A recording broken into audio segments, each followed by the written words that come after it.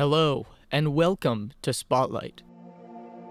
A gamer who plays Skyrim could love it, but if played Morrowind first, could never.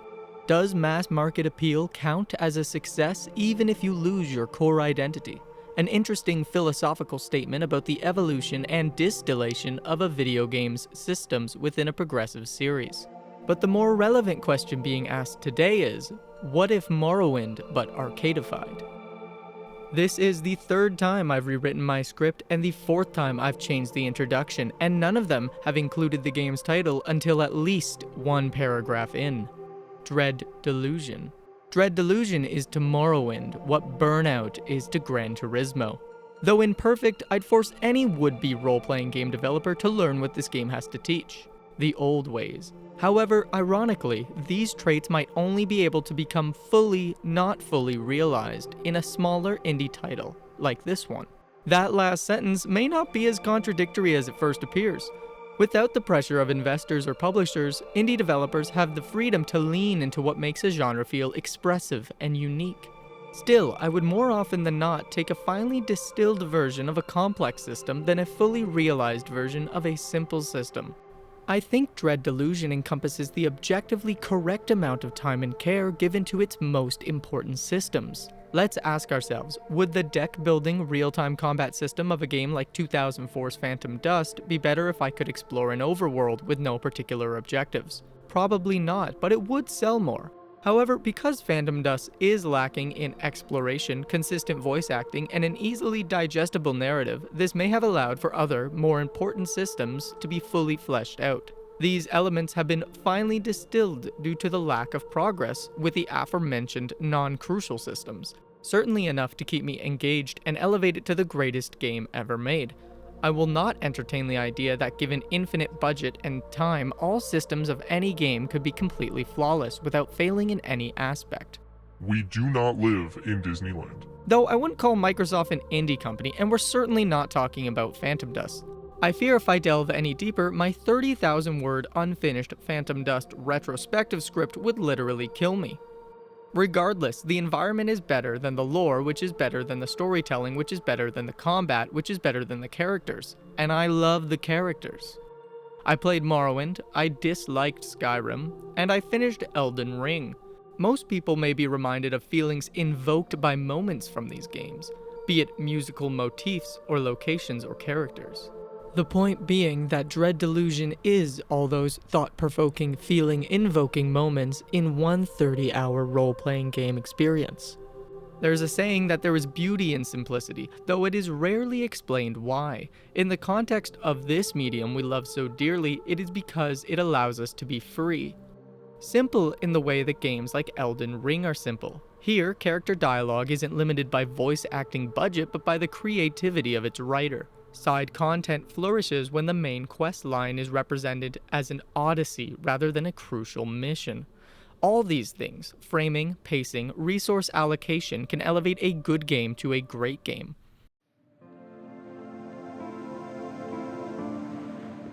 The world is not simple, the lore is not simple, but we are just a prisoner caught in a cycle. So what is this cycle? Just before writing this, I replayed the introductory section of Dread Delusion. In my prior life, I was an urchin, a lowlife, a child boy out on the streets dying of hunger before being taught how to steal to survive. This time around, I chose to be a noble fixer, a dastardly schemer organizing nefarious deeds in which I was never directly a part of. You know, none of the options presented paint your character in a good light. Maybe the apostatic union had a good reason to capture you. I'd capture you, no matter what past life you chose here. Being a prisoner also illustrates that this unstoppable, god-slaying, body-morphing Power Ranger gang of ultimate authority was severely weakened after slaying gods. That's right, the main leading authoritarian force literally killed all the gods before you start the game. They have tasked us with tracking down Vela Kalos, the leader of the Dark Star mercenary band holding up within the Blinding Light Fortress. We are not their first choice. We're not even their first choice of prisoner. Talk about low standards. Of course, we ask ourselves, why? Who is this union? Who is this leader we are tasked with tracking down?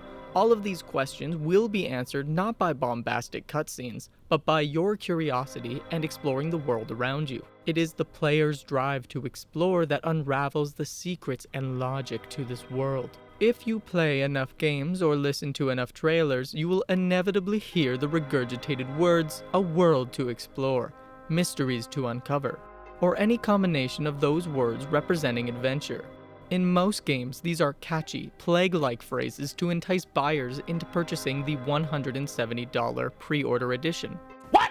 And look, I like Star Wars as much as the next impulsive boy stuck in an adult's body. I played Star Wars Battlefront 1 religiously. I continued to play Star Wars Battlefront 1 even after bouncing off Skyrim in 2016. But $170 is quite literally a day's worth of work to most people, justifying itself with the promise of downloadable content that doesn't even begin to exist as a concrete idea is pretty gross. But I digress. It's time for a tutorial breakdown. After picking a major delusion and 2 minor starting skills, we are set loose into a series of conversations which lock us onto the main quest line. Here we have the template dialogue options that will have us agree to the mission, disagree with the mission, or become generally self-interested in the rewards for completing it.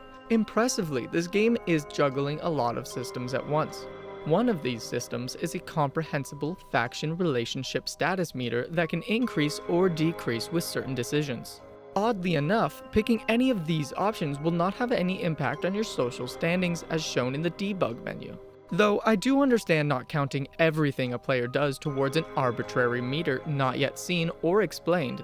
This is a dialogue in a role-playing game. The ability to influence worldly aspects using words is what separates a good system from a bad system. What separates Fallout 2 from Fallout 3, 4, and most probably 5.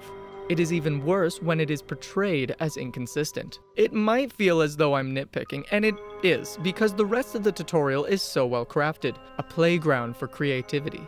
Would you like to sneak your way to the forward command center or stab your way there? Either way, you're probably going to find some goodies hidden around the outskirts of the playable area. Even if you somehow turned all gamer instincts off, you can find a dying Union soldier and, with enough charm, get him to spill where his hidden stash is located. Or, if those instincts are of sufficient Autistic thoroughness. you may even find his stash before speaking to him. There is a reoccurring theme here that no matter how you approach different problems, the solutions presented are rewarding and most importantly, do not lock the player out of exploring other options if you meet the required stats.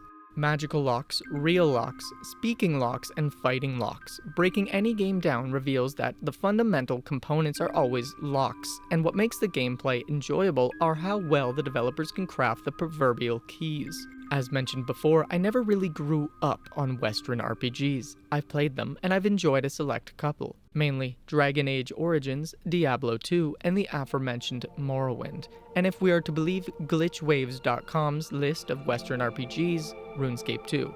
Probably the first any RPG I finished was Final Fantasy XV, a game whose sole lock was combat, despite being considered a Japanese role-playing game by the wider online gaming community. However, the key was of sufficiently high quality and hearthy girth that for me, the playing experience was very enjoyable. Skyrim, on the other hand, does a consistently okay job with the real, magical, and speaking locks.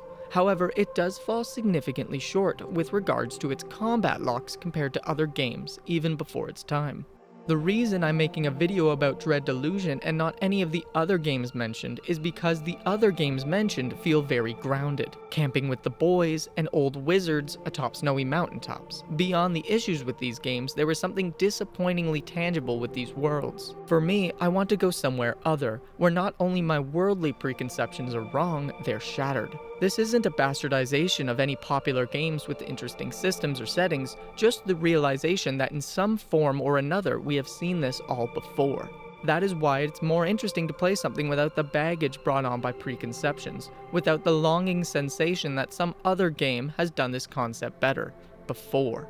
Of course Morrowind exists, but the list of games in this specific freeform style remains ungodly short. We find our way to the castle. It becomes evident that the main gate would pose quite a challenge. We check our sides. One is an elevator that is stuck lowered. The other side of the castle proved more fruitful. We get a hold of the parrying and physical limits of fighting before detouring to acquire another Delusion skull. These skulls are found all over the game world, typically behind skill checks, and serve as your way to level up any of the main skills, in addition to armor pieces and accessories, which also have a chance to upgrade your minor skills. From here, we loop back and sneak into the castle using our lockpicks to deactivate traps. Dying by, let's say, failing to jump over a trap puts us back at some sort of death altar. Previously, we have seen these strange macabre monoliths, but we're unsure of their purpose. Back inside, we see through the floor that this complex is multi-layered, with hallways and vents connecting relevant rooms. Finally,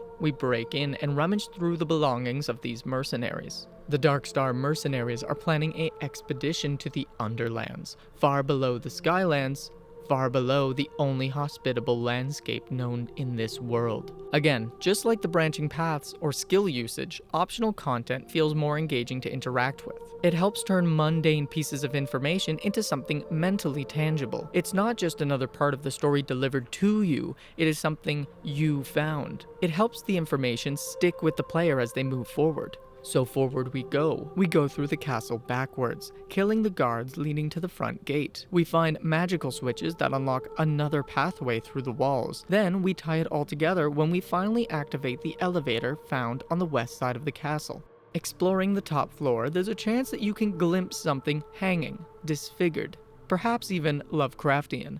The door to this creature will not open. No matter what the player tries, it proves fruitless and eventually we're forced to leave. But what sticks in our mind is such a thing, stunned and wondering what that creature's purpose could be. Finally, we rise through the farthest building to confront Vela Kalos, and with it, freedom. Of course, she leaves, flying away on an airship, and only one thing enters our mind at this moment. It's not, "Aw shucks, we almost got her." It's not even the worry that the Inquisition could do something harmful to us. I can assure you, if you made it this far, the only thing that you would be thinking would be, "Fuck, I want an airship to fly around on." Of course, we knew from the beginning that this mission would not be simple. These things always require some sort of rigmarole. And there we have it. Of course, there's many more secrets, skulls, and items within this small playable area, but if this vivisection continues, the feelings I'm trying to convey are only going to get lost in the details. So I guess it's not really a review. I don't want to talk about the story or the events or the secrets. Not only because it's for you to find out, but because it is more interesting to speak about what this game represents. It perhaps represents what early 90s players and game developers thought video games could be like in the future, not what they actually became. With all that said, now more than ever, video games are alive, both in the metaphysical sense that a good video game should transport the player into another world, but also that games continue to receive content updates after release. This sentiment becomes more true if your game supports mods and community content. The point being that there might not be another game in my Steam library that I'm more excited for updates than this one. I like that the magic system is fun and unrestricted. I like that the world is so extraordinary I don't know what is friend or foe. I like moving around. I like parrying. I like talking to people and the small villages they inhabit. I like the music and the sound effects. I like the array of options, which include a toggle for wobbly PS1-esque textures and a CRT filter. If you feel like you're missing out, and you should, go buy it. Support the developers and enjoy your time in this world. Until next time, this has been a spotlight on Dread Delusion.